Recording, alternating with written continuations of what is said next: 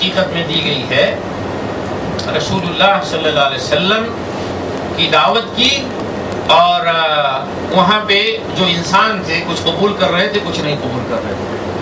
فرمایا کہ جو اچھی مٹی ہوتی ہے وہاں پہ کیا ہے، جب بارش ہوتی ہے تو سبزہ جو ہے خوب اگتا ہے، یعنی فصل خوب اگتی ہے، اچھی مٹی، بارش وہاں پہ برستی ہے تو اس کا اچھا اثر ہوتا ہے۔ لیکن جو بیکار قسم کی بنجر اوسر شوریلی زمین ہوتی ہے وہاں پہ اس کا کچھ اثر نہیں ہوتا، بلکہ اس کا نتیجہ یہ ہوتا ہے کہ بارش ہوتی ہے تو اور اس کے اندر جو زہر چھپا ہوتا ہے وہ نکل آتا ہے، جھاڑ جھنکاڑ کی شکل میں، کانٹوں کی شکل میں۔ تو یہاں پہ گویا یہ مثال دی گئی اس سے کہ رسول اللہ صلی اللہ علیہ وسلم جو پیغام لے کر آئے ہیں، جو دعوت لے کر آئے ہیں، قرآن جو سنا رہے ہیں، اس کی بھی مثال بارش جیسی ہے۔ یہ ایسے صالح دل پر جب وہ پڑتی ہے، پہنچتی ہے، تو اس کا نتیجہ یہ ہوتا ہے کہ وہ ایمان لاتے ہیں اور ان کے دل جو ہے وہ زندگی حاصل کر لیتے ہیں، اور پھر اپنے دلوں کو اللہ کی محبت سے اور جو بھی چیزیں ہیں ایمان کے تقاضے ان سے جو ہے بھرتے ہیں، اور ان کی زندگی جو ہے سنورتی ہے۔ اس کے برعکس وہ جو فاسد ہیں، جن کے دل مردہ ہو چکے ہیں، بنجر زمین کی طرح ہیں، تو یہ کلام ان کے اوپر کیا ہے، کوئی اثر نہیں کرتا۔ ٹھیک جس طرح سے بارش کا پانی ایک بنجر زمین پہ کوئی اثر نہیں کرتا۔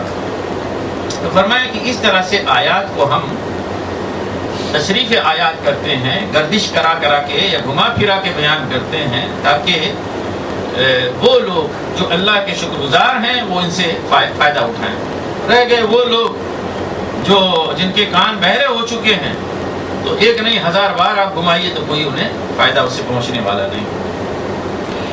لقد أرسلنا نوحا إلى قومه فقال يا قوم اعبدوا الله ما لكم من إله غيره إني أخاف عليكم عذاب يوم عظيم قال الملأ من قومه إنا لنراك في ضلال مبين قال يا قوم ليس بي ضلالة ولكني رسول من رب العالمين أبلغكم رسالات ربي وأنصح لكم وأعلم من الله ما لا تعلمون أوعجبتم أن جاءكم ذكر من ربكم على رجل منكم لينذركم ولتتقوا ولعلكم ترحمون فكذبوه فأنجيناه والذين معه في الفلك وأغرقنا الذين كذبوا بآياتنا إنهم كانوا قوما عمين وإلى عاد أخاهم هودا قال يا قوم اعبدوا الله ما لكم من إله غيره أفلا تتقون قال الملأ الذين كفروا من قومه إنا لنراك في سفاهة وإنا لنظنك من الكاذبين قال يا قوم ليس بي سفاهة ولكني رسول من رب العالمين أبلغكم رسالات ربي وأنا لكم ناصح أمين أوعجبتم أن جاءكم ذكر من ربكم على رجل منكم لينذركم واذكروا إذ جعلكم خلفاء من بعد قوم نوح وزادكم في الخلق بسطة فاذكروا آلاء الله لعلكم تفلحون قالوا أجئتنا لنعبد الله وحده ونذر ما كان يعبد آباؤنا فأتنا بما تعدنا إن كنت من الصادقين قال قد وقع عليكم من ربكم رجس وغضب أتجادلونني في أسماء سميتموها أنتم وآباؤكم ما نزل الله بها من سلطان فانتظروا إني معكم من المنتظرين فأنجيناه والذين معه برحمة منا وقطعنا دابر الذين كذبوا بآياتنا وما كانوا مؤمنين وإلى ثمود أخاهم صالحا قال يا قوم اعبدوا الله ما لكم من إله غيره قد جاءتكم بينة من ربكم هذه ناقة الله لكم آية فذروها تأكل في أرض الله ولا تمسوها بسوء فيأخذكم عذاب أليم فذروها تأكل في أرض الله ولا تمسوها بسوء فيأخذكم عذاب أليم واذكروا إذ جعلكم خلفاء من بعد عاد وبوأكم في الأرض تتخذون من سهولها قصورا وتنحتون الجبال بيوتا فاذكروا آلاء الله ولا تعثوا في الأرض مفسدين. قال الملأ الذين استكبروا من قومه للذين استضعفوا لمن آمن منهم أتعلمون أن صالحا مرسل من ربه؟ قالوا إنا بما أرسل به مؤمنون. قال الذين استكبروا إنا بالذي آمنتم به كافرون. فعقروا الناقة وعتوا عن أمر ربهم وقالوا يا صالح ائتنا بما تعدنا إن كنت من المرسلين. فأخذتهم الرجفة فأصبحوا في دارهم جاثمين. فتولى عنهم وقال يا قوم لقد أبلغتكم رسالة ربي ونصحت لكم ولكن لا تحبون الناصحين. ہم نے نوح کو اس کی قوم کی طرف بھیجا. اس نے کہا اے برادران قوم، اللہ کی بندگی کرو، اس کے سوا تمہارا کوئی خدا نہیں ہے. میں تمہارے حق میں ایک ہولناک دن کے عذاب سے ڈرتا ہوں. اس کی قوم کے سرداروں نے جواب دیا ہم کو تو یہ نظر آتا ہے کہ تم سر ہی گمراہی میں مبتلا ہو. نوح نے کہا اے برادران قوم، میں کسی گمراہی میں نہیں پڑا ہوں بلکہ میں رب العالمین کا رسول ہوں. تمہیں اپنے رب کے پیغامات پہنچاتا ہوں، تمہارا خیر خواہ ہوں، اور مجھے اللہ کی طرف سے وہ کچھ معلوم ہے جو تمہیں معلوم نہیں. کیا تمہیں اس بات پر تعجب ہوا کہ تمہارے پاس خود تمہاری اپنی قوم کے ایک آدمی کے ذریعے سے تمہارے رب کی یاد دہانی آئی تاکہ تمہیں خبردار کرے اور تم غلط رویے سے بچ جاؤ اور تم پر رحم کیا جائے؟ مگر انہوں نے اس کو جھٹلا دیا. آخرکار ہم نے اسے اور اس کے ساتھیوں کو ایک کشتی میں نجات دی اور ان لوگوں کو ڈبو دیا جنہوں نے ہماری آیات کو جھٹلایا تھا. یقیناً وہ اندھے لوگ تھے. اور عاد کی طرف ہم نے ان کے بھائی ہود کو بھیجا. اس نے کہا اے برادران قوم، اللہ کی بندگی کرو، اس کے سوا تمہارا کوئی خدا نہیں ہے. پھر کیا تم غلط روی سے پرہیز نہ کرو گے؟ اس کی قوم کے سرداروں نے جو اس کی بات ماننے سے انکار کر رہے تھے جواب میں کہا ہم تو تمہیں بے عقلی میں مبتلا سمجھتے ہیں اور ہمیں گمان ہے کہ تم جھوٹے ہو. اس نے کہا اے برادران قوم، میں بے عقلی میں مبتلا نہیں ہوں بلکہ میں رب العالمین کا رسول ہوں. تم کو اپنے رب کی پیغامات پہنچاتا ہوں اور تمہارا ایسا خیر خواہ ہوں جس پر بھروسہ کیا جا سکتا ہے. کیا تمہیں اس بات پر تعجب ہوا کہ تمہارے پاس خود تمہاری اپنی قوم کے ایک آدمی کے ذریعے سے تمہارے رب کی طرف یاد دہانی آئی تاکہ وہ تمہیں خبردار کرے؟ بھول نہ جاؤ کہ تمہارے رب نے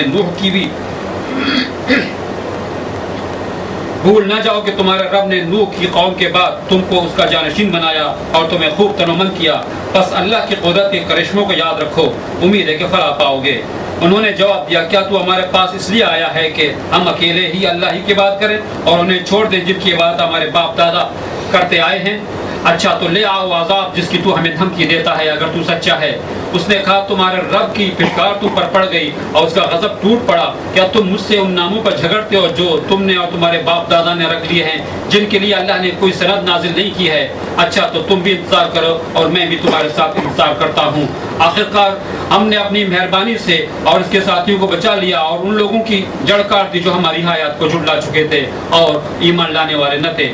اور سمود کی طرف ہم نے ان کے بھائی صالح کو بھیجا. اس نے کہا اے برادران قوم، اللہ کی بندگی کرو، اس کے سوا تمہارا کوئی خدا نہیں ہے.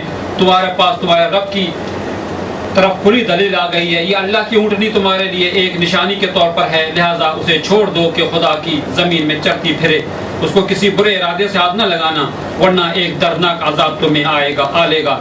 یاد کرو وقت جب اللہ نے قوم عاد کے بعد تمہیں اس کا جانشین بنایا اور تم کو زمین میں یہ منزلت بخشی کہ آج تم اس کی ہموار میدانوں میں عالیشان محل بناتے اور اس کے پہاڑوں کو مکانات کی شکل میں تراشتے ہو.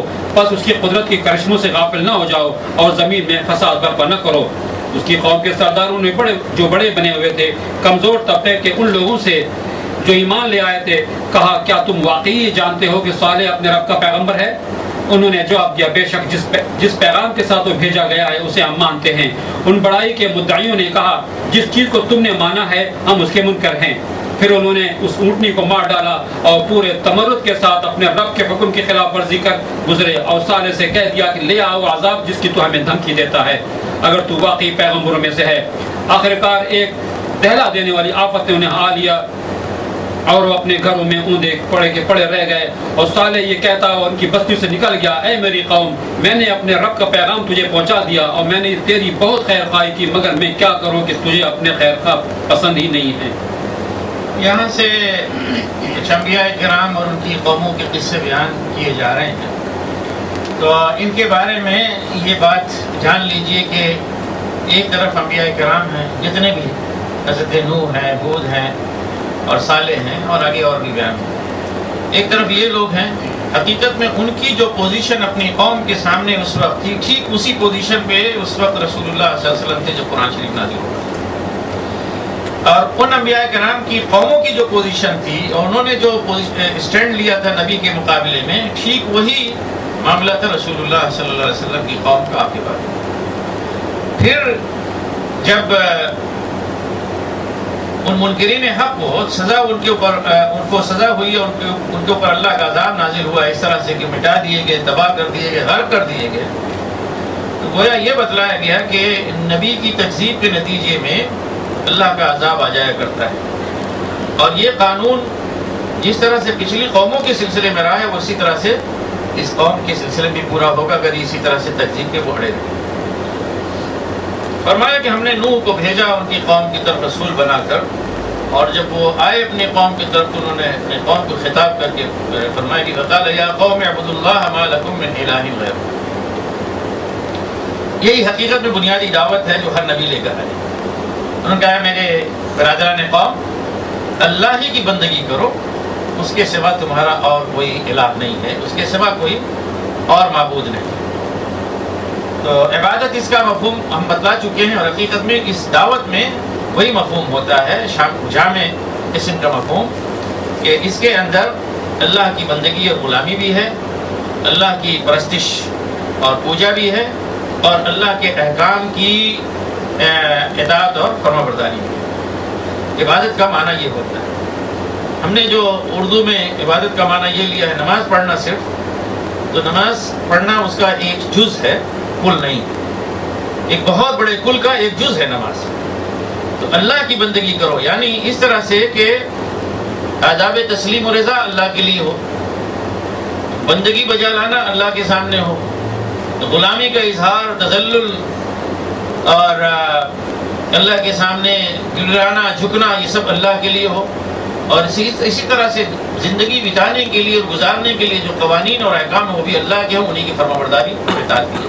تو یہ انہوں نے پیغام دیا کہ اللہ ہی کی عبادت کرو، اس لیے کہ اس کے سوا کوئی اور تمہارا معبود نہیں ہے، کوئی اور الہ نہیں ہے. اگر ایسا نہ کیا تو تمہارے اوپر ہولناک عذاب آ جائے گا.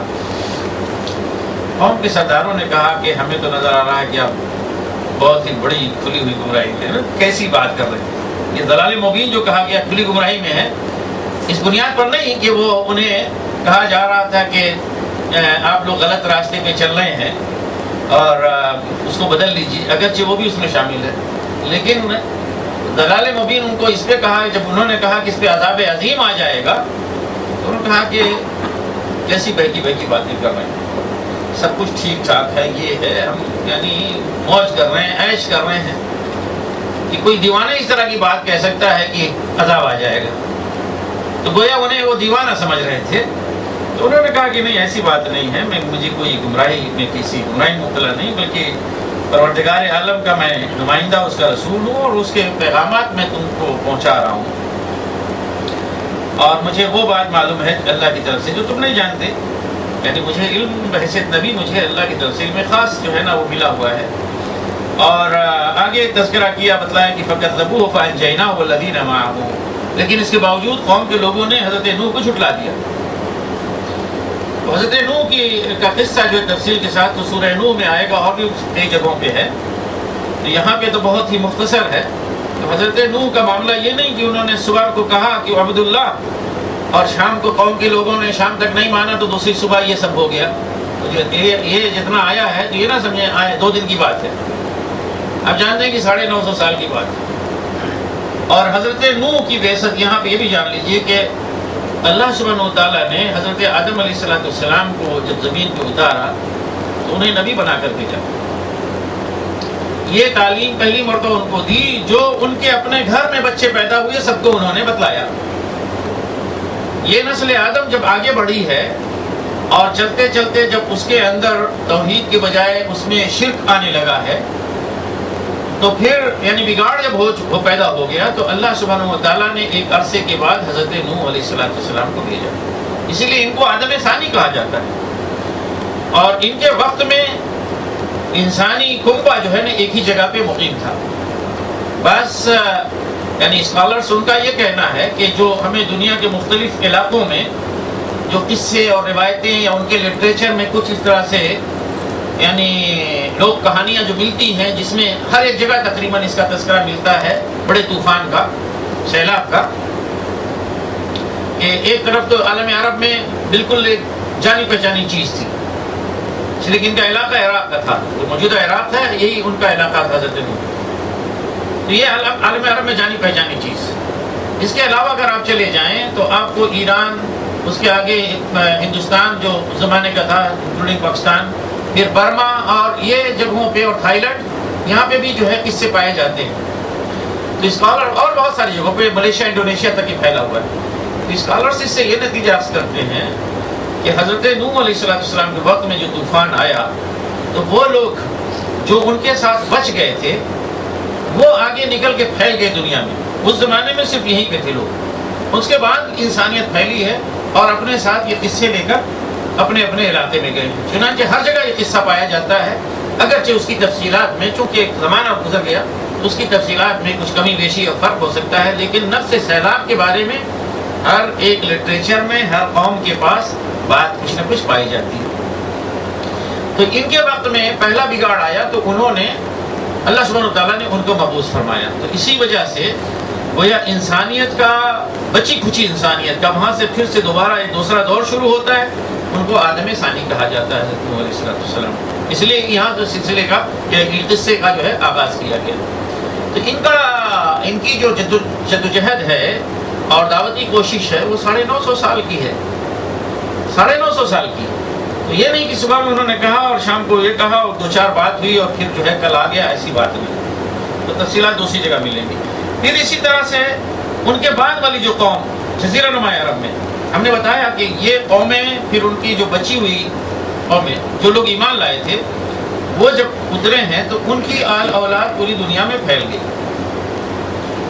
تو جزیرہ نما عرب میں جو موجودہ سعودی عربیہ میں ہے، سعودی عربیہ ہے، یہاں پہ جو نسل گئی وہی بقایا جات حضرت نوح کی قوم کے. اور ظاہر ہے کہ یہ سب کے سب اہل ایمان تھے.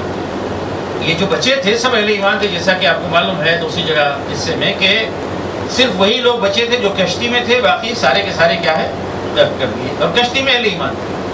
تو یہ لوگ نکلے ہیں تو اہل ایمان تھے.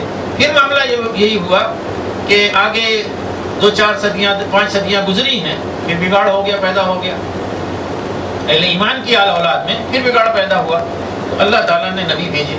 دوسری جگہوں میں کس کو بھیجا اللہ جانتا ہے. جزیرہ نما عرب میں ان کو بھیجا کہ فرمایا کہ وَإِلَىٰ عَادٍ أَخَاهُمْ هُودًا، حضرت ہود علیہ السلام کو عاد کے پاس بھیجا. تو یہ عاد جو ہے یہ حضرت نوح علیہ السلام کے ساتھ جو لوگ تھے، انہی کے ساتھ بچے ہوئے لوگ، انہی کے آل اولاد، انہی کی قوم کے لوگ تھے. اور یہ علاقہ ہے یعنی ربع الخالی، آپ لوگوں نے نام سنا ہوگا سعودیہ میں، جو یمامہ اور یمن کی طرف جو ہے پڑتا ہے. تو یہ اس علاقے میں یہ لوگ بسے تھے. انہوں نے بھی کہا کہ میرے قوم کے لوگوں اللہ کی عبادت کرو، اس کے علاوہ اس کے سوا کوئی اور تمہارا معبود نہیں ہے. اور تو ان کے بھی قوم کے سرداروں نے ان سے کہا کہ آپ تو بالکل احمق اور بیوقوف نظر آتے ہیں، یعنی بے عقلی کی باتیں کر رہے ہیں. سفاہہ کا مطلب یہ کہ حماقت یا بے عقلی. اور یہ بھی کہا کہ ہم تو سمجھتے ہیں کہ آپ جھوٹ بول رہے ہیں. یعنی جب وہ کہا کہ میرے اوپر اللہ کی طرف سے وحی آتی ہے، میں اس کا رسول اور نمائندہ ہوں، پیغمبر ہوں، تو میں جھوٹ بول رہے ہیں. انہوں نے کہا کہ میرے قوم تو برادران قوم، میں کسی کم عقلی یا بے عقلی یا حماقت میں مبتلا نہیں ہوں، بلکہ پروردگار عالم کا بھیجا ہوا، اپوائنٹ کیا ہوا جو کیا رسول ہوں، اور اس کے پیغامات میں تم تک پہنچا رہا ہوں، اور میں تمہارا خیر خواہ ہوں، ایسا کہ جس پر اعتماد کیا جا سکتا ہے. اور پھر انہوں نے کہا، دیکھیے اس سے یہ بات جو بھی ہم نے بتلائی وہ حقیقت یہاں سے واضح ہوتی ہے کہ وَاذْكُرُوا إِذْ جَعَلَكُمْ خُلَفَاءَ مِنْ بَعْدِ قَوْمِ نُوحٍ. تم یہ بھولو نہیں کہ اللہ نے تم کو جانشین بنایا اس زمین میں قوم نوح کے بعد. قوم نوح کے بعد اب تم لو جانشین. اور تمہیں خلق میں یعنی جسمانی جو ہے نا بڑی قوت عطا فرمائی ہے، بڑے ڈیل ڈول والا بنایا ہے. تو اللہ کی نعمتوں کو یاد کرو، اس طرح سے امید ہے کہ فلاح پاؤ. تو انہوں نے کہا کہ ہود تم ہمارے پاس یہ لے کر آئے ہو پیغام کہ بس ہم صرف اللہ کی عبادت کریں. اجیتنا لنعبد اللہ وحدہ. اس سے یہ معلوم ہوا کہ اللہ کے منکر نہیں تھے، وہ اللہ کی پوجا بھی کرتے تھے، پرستش بھی کرتے تھے، لیکن اللہ کے ساتھ اوروں کو بھی پوچھتے تھے. تو مشرک قوموں کا معاملہ یہ ہوتا ہے کہ اللہ کا انکار نہیں کرتے. اللہ تو ہندوؤں کے جیسے مہادیو ہے، باقی سارے دیو ہیں، وہ مہادیو ہے سب سے بڑا خدا، لیکن وہی تنہا ہے، نہیں یہ بات نہیں. تو کہہ رہے تم ہمارے پاس یہ پیغام لے کر آئے ہو کہ ہم صرف اللہ کی عبادت کریں اور باقی وہ سارے بیچارے جو ہمارے ہیں پیارے، جن کے ہمارے آبا و اجداد پوجا کرتے آئے ہیں، پرستش کرتے آئے ہیں، ان کو ہم چھوڑ دیں؟ ہم تو نہیں چھوڑیں گے. تو اگر تم رسول ہو اور سچے ہو تو وہ جو دھمکی دے رہے ہو لے کر آؤ پوری طرح. تو واقعہ یہ قومیں جب ڈھیٹ ہو جاتی ہیں تو اسی طرح کی بات کرتی ہیں رسولوں سے. تو انہوں نے کہا کہ تم پر تمہارے رب کی طرف سے پھٹکار پڑ گئی ہے اور نجاست مسلط ہو گئی، اس کا غصہ جو ہے تم پر اتر گیا ہے. کیا تم لوگ جھگڑتے ہو ان ناموں کے بارے میں جنہیں تم نے خود رکھ چھوڑا ہے. اللہ نے کوئی انعام نہیں اتارا، نہ کوئی سند ان کے بارے میں نازل کی. یہ لوگ اٹھ کے جو ہے نام رکھ لیتے ہیں اور پھر جھگڑا کرتے ہیں کہ نہیں جی یہ مشکل کشا ہے. ہم کہتے ہیں نہیں مشکل کشا، کیسی بات کر رہے ہیں، آبا اجداد کہتے چلے آ رہے ہیں، ہم کیسے ان کو نہ مانیں.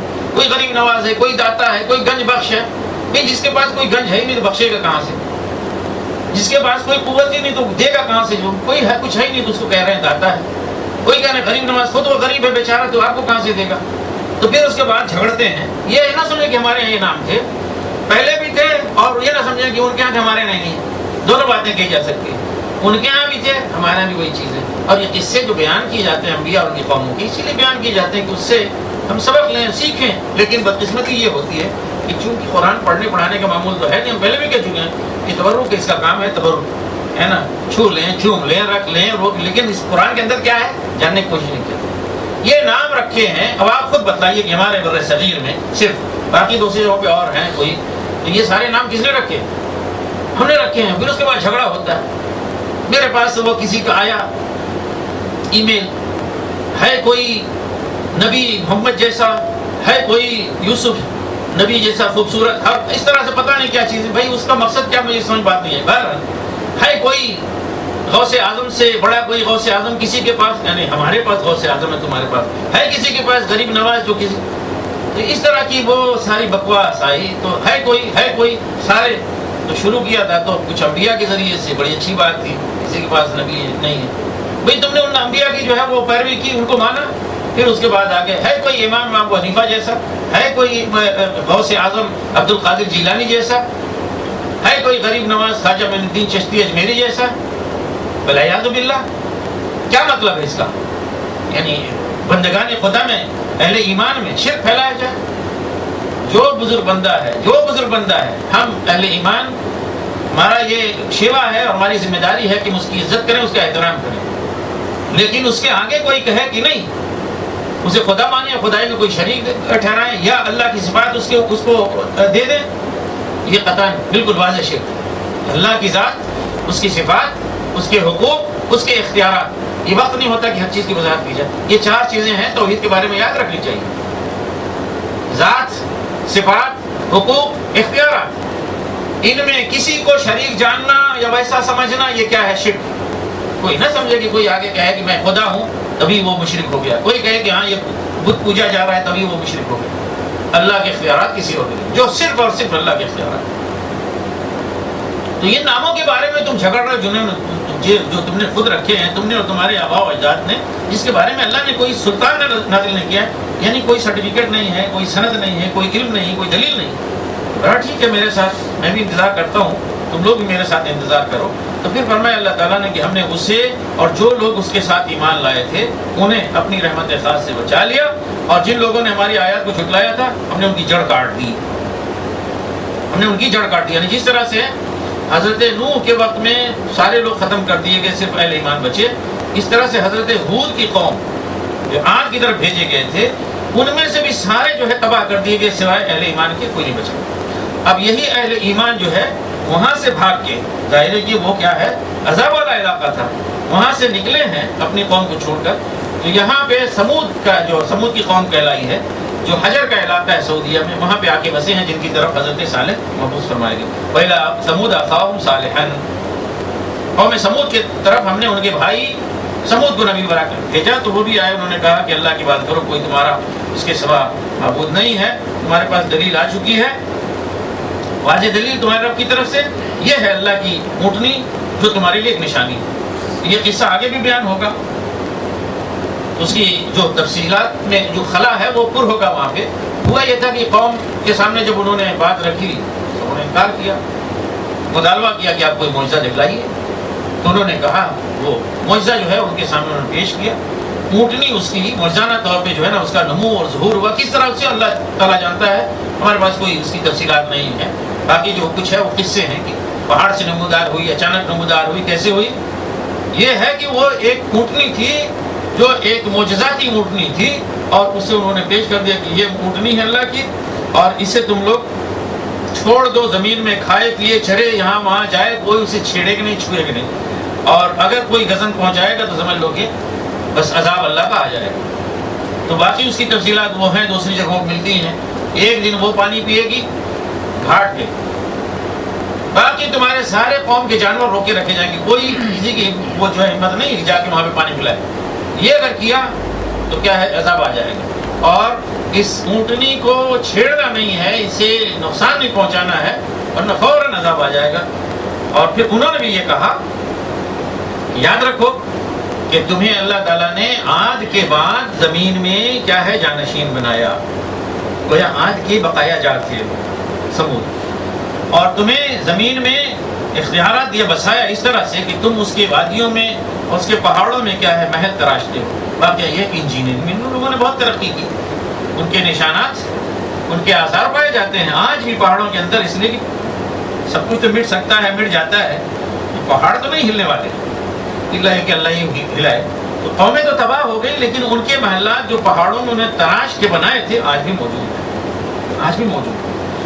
تتخذون من سهولها قصورا وتنحتون الجبال بيوتا، تو جو اس کے میدان ہوتے تھے نا، لمبے کھلے ہوئے میدان، اس میں کیا ہے محل بناتے تھے لوگ، اور پہاڑوں میں تراش کے گھر بناتے تھے.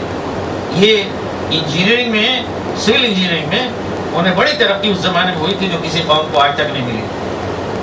اس طرح کی مثال پائی جاتی ہے تو صرف ہندوستان میں اجنٹا اور ایلورا میں پائی جاتی ہے، جہاں پہ ان کے قدیم انہوں نے بھی کچھ مندر اور بت اور سنتراشی کا کام کیا ہے، لیکن گھر تو خوبصورت انہوں نے بنائے. لہذا اللہ کی نعمتوں کو یاد کرو اور زمین میں فساد پھیلاتے ہوئے نہ پھیلو. تو ان کے بھی سرداران قوم نے ان سے منہ موڑ کے ان کے طرف آئے، جو اہل ایمان تھے، ایمان لائے تھے ان کے اوپر، ان سے کہا، اور یہ سب کمزور اور دبے ہوئے لوگ، ان سے کہا کہ کیا آپ لوگ واقعتاً یہ بات جانتے ہیں اور مانتے ہیں کہ صالح جو ہے وہ اپنے رب کی طرف سے نبی بنا کر، رسول بنا کر بھیجے گئے ہیں؟ تو کہا ہاں ہم تو مانتے ہیں، اس پر ایمان لاتے ہیں. انہوں نے جھٹ سے بڑے تکبر کے ساتھ کہا، تو تم لوگ اگر مانتے ہو تو مانو، ہم تو جس چیز کو تم مانتے ہو اس کو جھٹلاتے ہیں، اس کو نہیں مانتے، اس کا انکار کرتے ہیں. اور پھر یہ ہوا جرم انہوں نے کیا کہ اونٹنی کی کوچیں کاٹ دیں اور اپنے رب کے مقابلے میں بڑی سرکشی انہوں نے دکھلائی. اور پھر یہ بھی کرنے کے بعد یہ نہیں بس کیا چپ ہو جائیں، انہیں بہت دن تک وہ دیکھتے رہے، اونٹنی کھا رہی ہے، چر رہی ہے، پی رہی ہے. کئی دن جب گزر گئے تو انہوں نے سمجھا کہ شاید ایسے ہی خواہ وہ ہے، ایک دھمکی دی گئی ہے، تنگ آ گئے ہیں، اس کو ختم کر دیتے ہیں. اسے قتل کر دیا اور پوری ڈٹائی کے ساتھ جا کے حضرت صالح سے کہا کہ صالح اگر تو رسول ہے تو جو دھمکی دیتا ہے میں عذاب کی لے کر آ، ہم نے تمہاری اونٹنی کو قتل کر دیا ہے. یہ کہا اور انہیں کیا ہے کہ ایک کپکپی نے ایک ایسا زوردار عذاب جس نے انہیں ہلا مارا، رجفہ کہا گیا ہے، دوسری جگہ پہ اور دوسرے الفاظ آئے ہیں، صیحہ آیا ہے. تو ایسا زوردار عذاب کہ وہ ہل گئے اور بالکل وہیں پہ جہاں پہ جو پڑا تھا وہ وہیں کے پڑا رہ گیا. بس فی دارہم جاثمین، اپنے گھروں میں اوندے پڑے رہ گئے. اوندے بس آواز آئی زور سے، مرے تو زمین پہ گرے، اس کو کہا جاتا ہے جاثمین. اور حضرت صالح کے بارے میں ان کے بارے میں فرمایا کہ فتولى عنهم وقال يا قوم لقد ابلغتكم رسالة ربي ونصحت لكم ولكن لا تحبون الناصحين. صالح نے ان سے منہ موڑ کے کہا، یعنی وہاں سے چلا، وہاں سے نکل گیا اپنی قوم کی طرف سے، اور وہ بھی ان کے ساتھ اہل ایمان بھی چلے گئے، اور قوم کی طرف انہوں نے منہ کر کے کہا کہ میرے قوم کے لوگوں، میں نے تمہیں اپنے رب کے پیغامات پہنچا دی اور تمہارے ساتھ میں نے پوری خیر خواہی کی، لیکن میں کیا کروں کہ تم لوگ خیر خواہوں کو پسند نہیں کرتے. ولوطا إذ قال لقومه أتأتون الفاحشة ما سبقكم بها من أحد من العالمين إنكم لتأتون الرجال شهوة من دون النساء بل أنتم قوم مسرفون.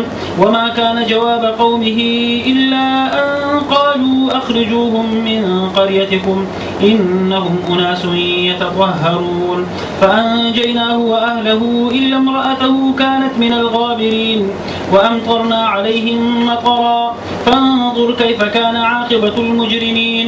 وإلى مدين أخاهم شعيبا قال يا قوم اعبدوا الله ما لكم من إله غيره قد جاءتكم بينة من ربكم فأوفوا الكيل والميزان ولا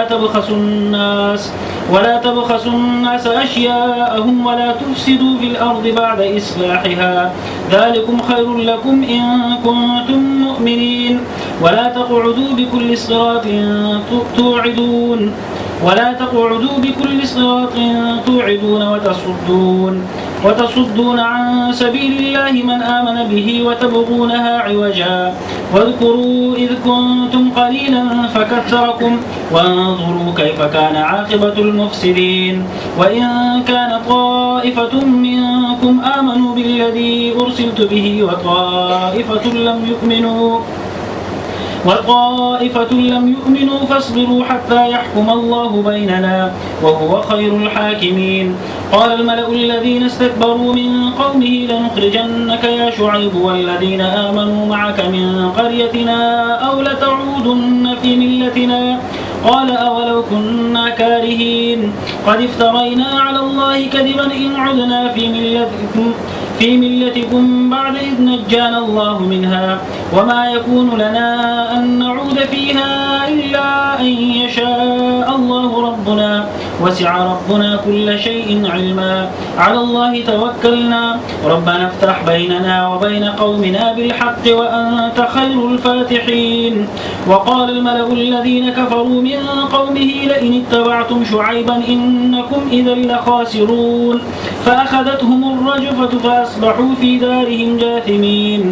الذين كذبوا شعيبا كأن لم يغنوا فيها الذين كذبوا شعيبا كانوا هم الخاسرين.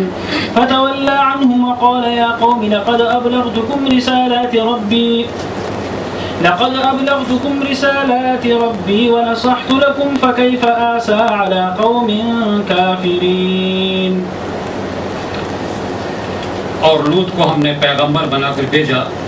پھر یاد کرو جب اس نے اپنی قوم سے کہا کیا تم ایسے بے حیا ہو گئے ہو کہ وہ فحش کام کرتے ہو جو تم سے پہلے دنیا میں کسی نے نہیں کیا.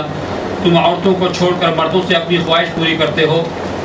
حقیقت یہ ہے کہ تم بالکل ہی حد سے گزر جانے والے لوگ ہو. مگر اس کی قوم کا جواب اس کے سوا کچھ نہ تھا. نکالو ان لوگوں کو اپنے بستیوں سے، بڑے پاک باز بنتے ہیں یہ. آخرکار ہم نے لوط اور اس کے گھر والوں کو بجز اس کی بیوی کے جو پیچھے رہ جانے والوں میں تھی بچا کر نکال دیا اور اس قوم پر برسائی ایک بارش. پھر دیکھو کہ ان مجرموں کا کیا انجام ہوا. اور مدین والوں کی طرف ہم نے ان کے بھائی شعیب کو بھیجا. اس نے کہا اے برادران قوم، اللہ کی بندگی کرو، اس کے سوا تمہارا کوئی خدا نہیں ہے. تمہارے پاس تمہارے رب کی صاف رہنمائی آ گئی ہے، لہذا وزن اور پیمانے پورے کرو، لوگوں کو ان کی چیزوں میں گھاٹا نہ دو اور زمین میں فساد برپا نہ کرو جبکہ اس کی اصلاح ہو چکی ہے. اسی میں تمہاری بھلائی ہے اگر تم واقعی مومن ہو. اور زندگی کے ہر راستے پر راہزن بن کر نہ بیٹھ جاؤ کہ لوگوں کو خوفزدہ کرنے اور ایمان لانے والوں کو خدا کے راستے سے روکنے لگو اور سیدھی راہ کو ٹیڑھا کرنے کے در پہ ہو جاؤ. یاد کرو وہ زمانہ جب کہ تم تھوڑے تھے، پھر اللہ نے تمہیں بہت کر دیا. اور آنکھیں کھول کر دیکھو دنیا میں مفسدوں کا کیا انجام ہوا ہے.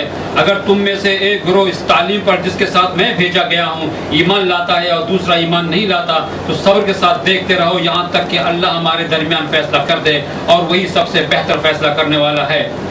اس کی قوم کے سرداروں نے جو اپنی بڑائی کے گھمنڈ میں مبتلا تھے اس سے کہا کہ اے شعیب ہم تجھے اور ان لوگوں کو جو تیرے ساتھ ایمان لائے ہیں اپنی بستی سے نکال دیں گے ورنہ تم لوگوں کو ہماری ملت میں واپس آنا ہوگا۔ شعیب نے جواب دیا کیا زبردستی ہمیں پھیرایا جائے گا خواہ ہم راضی نہ ہو؟ ہم اللہ پر جھوٹ کرنے والے ہوں گے اگر تمہاری ملت میں پلٹ آئیں جب اللہ ہمیں اس سے نجات دے چکا ہے۔ ہمارے لیے تو اس کی طرف پلٹنا کسی طرح ممکن نہیں الا کہ یہ خدا ہمارا رب ہی ایسا چاہے۔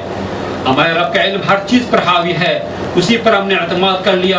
اے رب ہمارے اور ہماری قوم کے درمیان ٹھیک ٹھیک فیصلہ کر دے اور تو بہترین فیصلہ کرنے والا ہے۔ اس کی قوم کے سرداروں جو اس کی بات ماننے سے انکار کر چکے تھے آپس میں کہا اگر تم نے شعیب کی پیروی قبول کر لی تو برباد ہو جاؤ گے۔ مگر ہوا یہ کہ ایک دہلا دینے والی آفت نے ان کو آ لیا اور وہ اپنے گھروں میں اوندے کے پڑے رہ گئے۔ جن لوگوں نے شعیب کو جھٹلایا وہ ایسے مٹے کہ گویا کبھی ان گھروں میں بسے ہی نہ تھے۔ شعیب کے جھٹلانے والے ہی آخرکار برباد ہو کر رہے اور شعیب یہ کہہ کر ان کی بستیوں سے نکل گیا کہ اے برادران قوم میں نے اپنے رب کے پیغامات تمہیں پہنچا دیے اور تمہاری خیرخواہی کا حق ادا کر دیا، اب میں اس قوم پر کیسے افسوس کروں جو قبول حق سے انکار کرتی ہے۔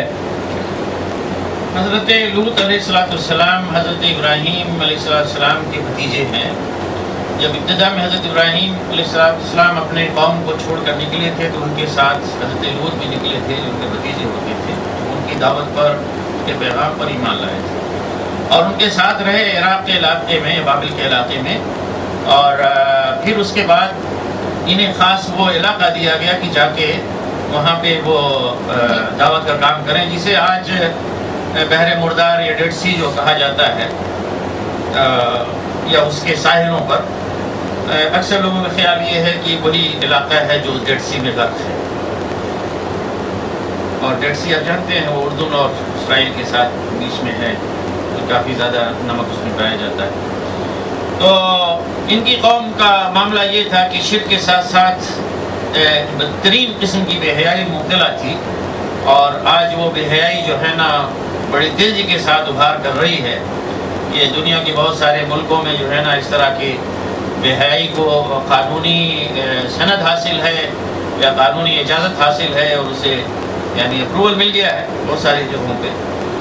اور واقعہ یہ ہے کہ یہ چیزیں کیا ہیں کہ اللہ کی غضب کو جو ہے دعوت دینے والی ہے۔ بہرحال انہوں نے اپنی قوم کو جب جھٹلایا اپنی قوم کو جب وہ آگاہ کیا تو قوم نے ان کی بات کو ماننے کی وجہ یہ کہ ان کو جھٹلایا، ان کو ڈانٹا، ان کی بات نہیں مانی، بلکہ جواب الٹا یہ دیا کہ یہ بڑے پاکیزہ لوگ ہیں، بڑے پاک باز لوگ ہیں، بڑے پاک باز بنتے ہیں، نکالو ان کو یہاں سے، ایسے نکالو یہ سارے جو ہے نا لوط اور ان کے سارے جو ماننے والے ہیں 2 4 10 ہیں، نکالو یہاں سے، بڑے پاکیزہ بنتے ہیں۔ تو یہ بھی جرم ہے، آج بھی یہی ہو رہا ہے بہت سے جرم۔ کوئی اللہ کا نام لیتا ہے اس کو بگاؤ یہاں سے، کیونکہ اللہ کا نام لیتا ہے۔ تو انہم اناس یتطہرون، یہ لوگ بڑے پاکیزہ بنتے ہیں۔ تو پھر بتایا کہ ہم نے لوط کو بچا لیا اور اس کے اہل کو بچا لیا۔ اہل سے مراد ان کے اپنے گھر کے لوگ بھی ہیں اور وہ تمام لوگ جو ان پر ایمان لائے تھے، سوائے اس کی بیوی کے۔ اس کے بارے میں فیصلہ ہو گیا کہ یہ بھی پیچھے رہ جانے والوں میں سے رہے گی۔ اور جب یہ لوگ نکل گئے تو اس کے بعد قوم کے اوپر ایسی بارش برسائی اللہ تعالیٰ نے پتھروں کی کہ وہ جو ہے اسی میں دفن ہو کے رہے گی۔ اس کے بارے میں دوسری تفصیلات ملتی ہیں کہ بارش بھی ہوئی، اسے ہلایا بھی گیا، اسے تلپٹ بھی کر دیا گیا، اور یہی کہا جاتا ہے کہ بحر مردار جو ہے وہ اسی میں دفن ہے یہ سارے لوگ۔ پھر اس کے بعد مدین کے پاس ان کے بھائی شعیب کو بھیجا۔ مدین کا جو علاقہ ہے وہ حضرت مدیان کے نام سے جو ہے یہ مدین بنا ہے۔ حضرت مدیان حضرت ابراہیم کی تیسری بیوی سے ان کے بیٹے تھے، اور ان کا علاقہ وہی علاقہ جو ہے نا دعوت کے لیے منتخب کیا گیا۔ حضرت اسماعیل کا علاقہ جو ہے مکہ تھا اور حضرت اسحاق کا فلسطین تھا، تو مدیان کا جو تھا علاقہ، یہ مدین کا علاقہ، یہ بھی جزیرہ نما عرب اس طرف پڑتا ہے کہ جہاں سے گزر جاتی ہے شام اور عراق، دونوں کے راستے تجارتی راستے ملتے ہیں، اور اہم تجارتی گزرگاہ کی حقیقت میں یہ قوم تھی، اور اسی وجہ سے اپنی جو ان کی جغرافیائی پوزیشن تھی اس کا فائدہ اٹھا کے انہوں نے تجارت میں بڑی ترقی کی، اور ساتھ ہی ساتھ تجارت میں انہوں نے کافی گھپلے وغیرہ بھی کیے، اس کے ذریعے سے بھی کافی ترقی کی۔ تو مدیان کی وجہ سے وہ علاقہ پھر بعد میں انہی کے نام سے موسوم ہو کر مدین کہا جانے لگا۔ تو اس علاقے میں ظاہر ہے کہ اس سے آپ سمجھ سکتے ہیں کہ یہ قوم بھی اللہ کو ماننے والی قوم تھی، لیکن بگاڑ ہو چکا تھا. جیسے مکہ والے جو ہے وہ بھی حضرت اسماعیل کی قوم تھے، لیکن ان کے اندر بگاڑ پیدا ہو چکا تھا. تو یہ سارے لوگ بگڑے ہوئے کیا ہے اپنے اپنے دور کے مسلمان تھے اور مشرک ہو گئے تھے. تو انہوں نے کہا وہی پیغام دیا کہ اللہ کی عبادت کرو، اس کے سوا کوئی الہ نہیں ہے، اور تمہارے پاس تمہارے رب کی طرف سے واضح دلیل آ چکی ہے.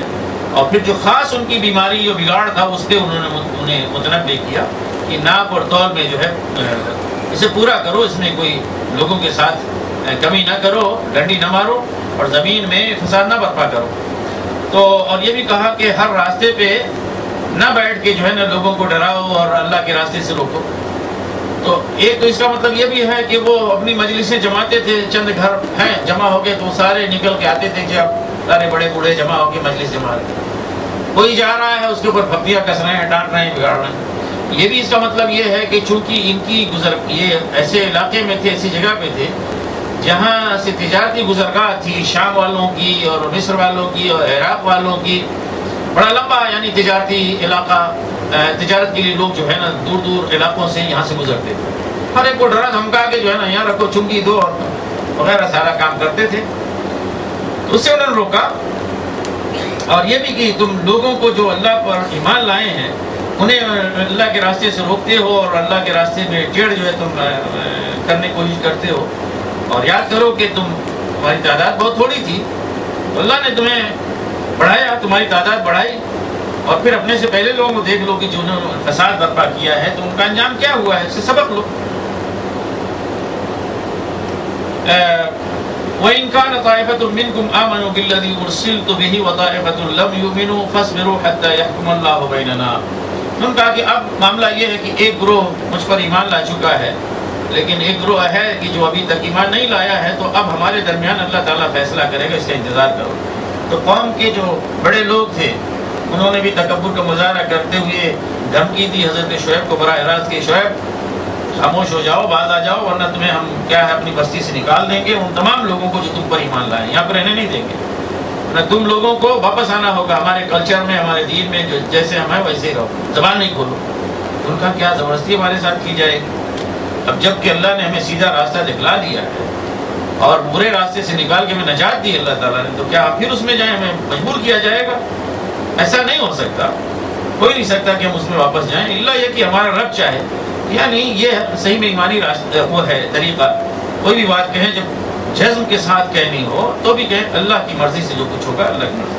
ہم پلٹنے والے نہیں ہیں، اللہ کی مشیت کچھ اور ہو. اور اس وقت سرداران قوم نے کہا، کافروں کے جو سردار تھے انہوں نے کہا اپنے لوگوں کو خطاب کر کے کہ اگر تم لوگوں نے شعیب کی پیروی کی، اس کے پیچھے چلے تو تم لوگ نقصان میں پڑو گے.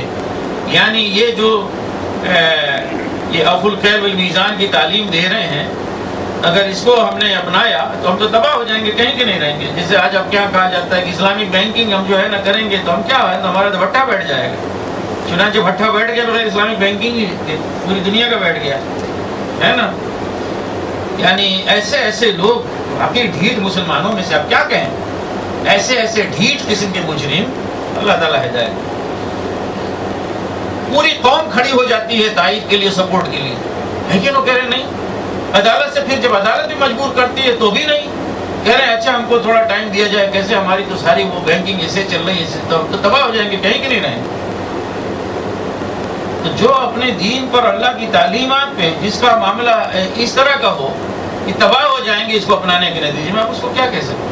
تو حضرت شعیب کی قوم نے جو جواب دیا تھا، آج ہمارے بزرگان ملت اور لیڈران ملت، اور پھر جب کہا جاتا ہے کبھی کوئی وقت آتا ہے بڑا سا اشتہار آتا ہے قائد ملت، کوئی رہبر ملت ہے نا، اس طرح سے.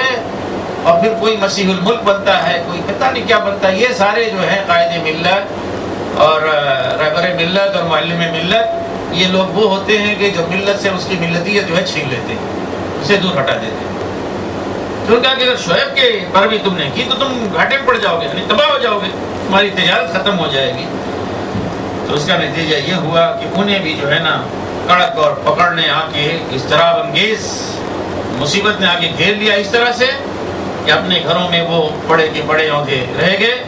اور یہ فرمایا کہ الذین کذبوا شعیبا کأن لم یغنوا فیہا، اس طرح سے وہ تباہ ہوئے کہ فرمایا کہ جن لوگوں نے شعیب کو جھٹلایا وہ اس طرح سے مٹے کہ جیسے وہ یہاں پہ بسے ہی نہیں۔ الذین کذبوا شعیبا کانوا هم الخاسرین، جن لوگوں نے شعیب کو جھٹلایا وہی کیا ہے نقصان اٹھانے والے بنے، گھاٹا اٹھانے والے بنے۔